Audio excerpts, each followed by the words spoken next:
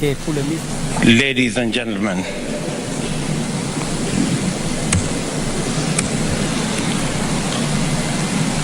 we come together for the 27th annual climate meeting 30 years after the adoption of the UN Framework Convention on Climate Change in 1992, 25 years since we adopted the Kyoto Protocol in 1997, and 7 years following yet another historic milestone, the Paris Agreement adopted in 2015. When the convention was adopted in 1992, global emissions were approximately 27 gigatons annually. This has risen to about 40 gigatons, while carbon dioxide accumulation in the atmosphere has also steadily increased. For the past 8 consecutive years, documented by the UN to be the hottest years in recorded history, each new year has been hotter than the previous year. The whole world is reeling from the staggering impact of climate change. The spread, scale, and frequency of disasters like hurricanes, typhoons, wildfires, and heat waves, melting sea ice and glaciers, droughts and desertification, floods, and rising sea levels in numerous regions of all continents indicate that humanity is confronting unprecedented devastation on a global scale. The state of climate and of climate in Africa reports lay it bare. High water stress is estimated to affect about 250 million people in Africa and is expected to displace up to 700 million people by 2030. In the past 50 years, drought-related hazards have claimed the lives of over 500,000 people and led to economic losses of over $70 billion in the region. More than 1,000 flood-related disasters were reported involving more than 20,000 deaths in Africa alone. It is estimated that by 2050, climate impacts could cost African nations $50 billion annually. The Horn of Africa region, including Kenya, is experiencing the worst drought in 40 years. 2 consecutive years without rain have visited misery on millions of people. 2.5 million livestock have died in Kenya this year alone, causing economic losses of more than $1.5 billion. 2 days ago, we went to distribute food relief to 4.3 million affected Kenyans in an emergency program that has forced us to reallocate funds budgeted for education and health.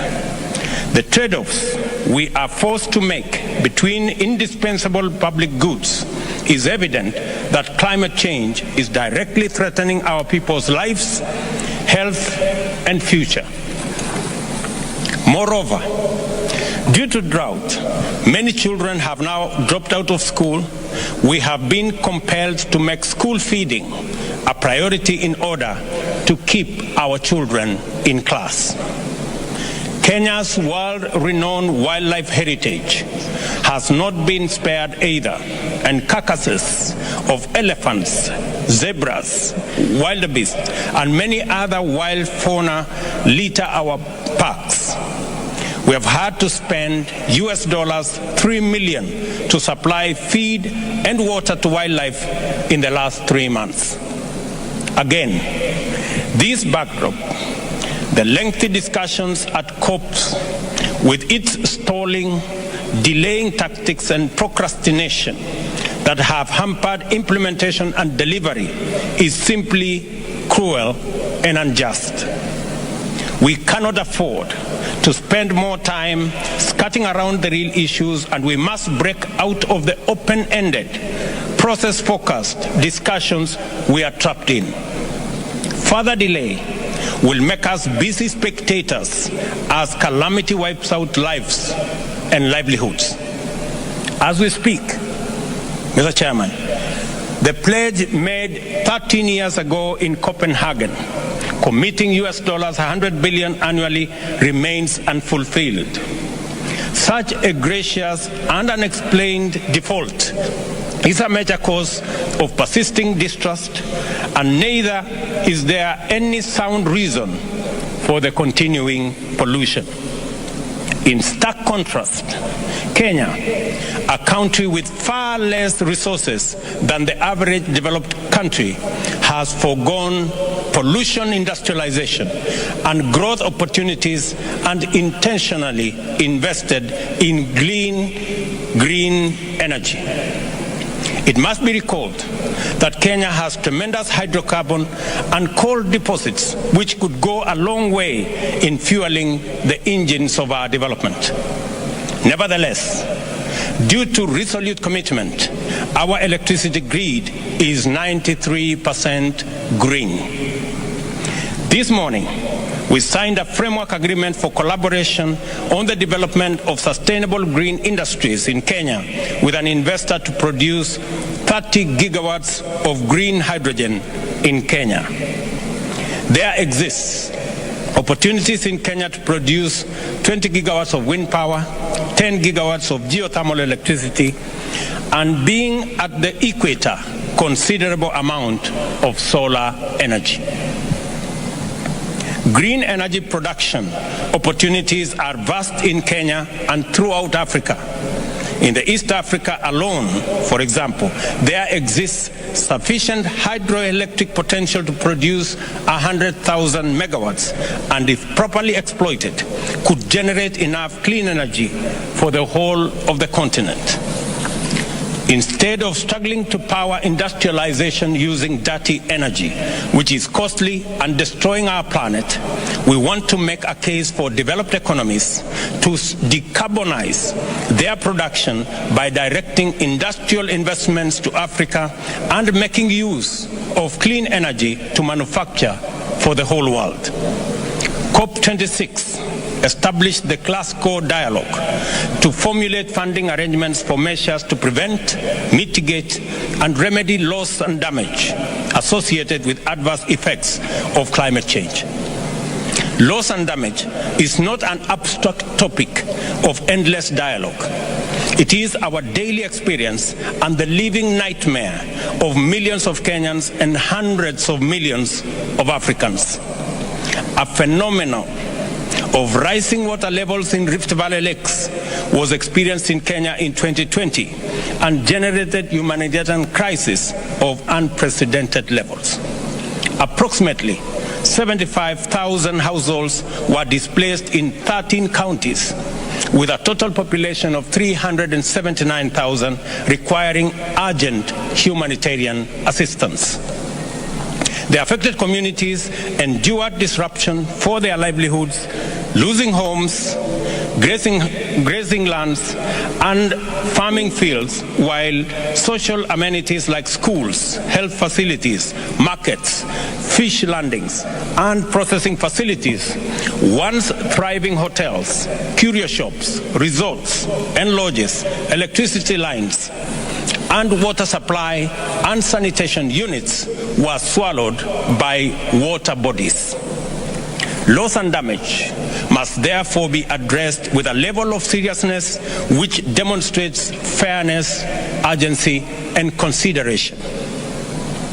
Africa contributes less than 3% of the pollution responsible for climate change, but is most severely impacted by the ensuing crisis. Africa, and it is therefore only fair and proper that this conference takes necessary measures to recognize Africa's special needs and circumstances under the Paris Agreement, in line with the Convention and relevant decisions adopted by previous COPs. Beyond the overdue, legitimate, and priority concerns of resilience, mitigation, loss and damage, Africa offers unique potential to play an indispensable positive role in the planet's climate change future. Africa's vast tracts of land, deep treasures of diverse natural resources, tremendous untapped renewable energy potential, and a youthful, dynamic, and skilled workforce constitute the continent's irresistible credentials. Properly deployed, these assets could be crucial in driving global mitigation efforts while creating new economic opportunities in the continent. I am convinced of the need to more comprehensively showcase the opportunities that abound in Africa, such as green energy, smart agriculture, decarbonized manufacturing, e-mobility, and green building, all aimed at the attainment of zero carbon by 2050. As the coordinator of the Committee of African Heads of State and Governments on Climate Change, I therefore plan to convene a continental summit focusing on climate action next year. Accordingly, you are all invited to take part in Africa's march to sustainable economic transformation and green growth. Kenya's next significant export will be carbon credits. This is why we call for simplified, more transparent carbon market systems that directly benefit communities and not just intermediaries. Back home, I just launched an ambitious project to increase the national tree cover from the current 12% to 30% in 10 years. We intend to accomplish this by first growing 15 billion trees on approximately 10.6 million hectares of land throughout the country at an estimated cost of US dollars 500 million.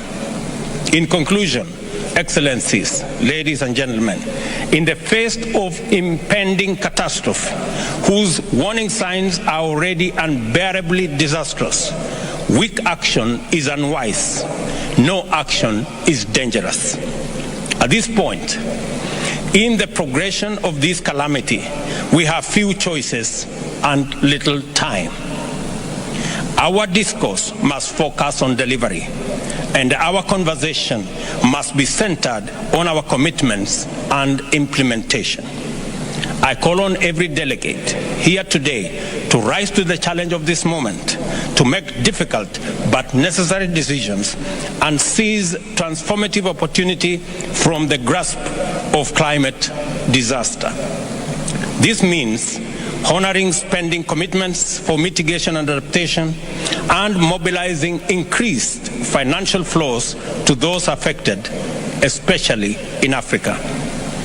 By keeping our promises and being bound by our word, we will demonstrate to people across the globe that their leaders are their honest agents and true guarantors. COP, this is our golden chance to vindicate present generations who look to us to lead the way in preserving our planet and to perform our role as trustees of future generations.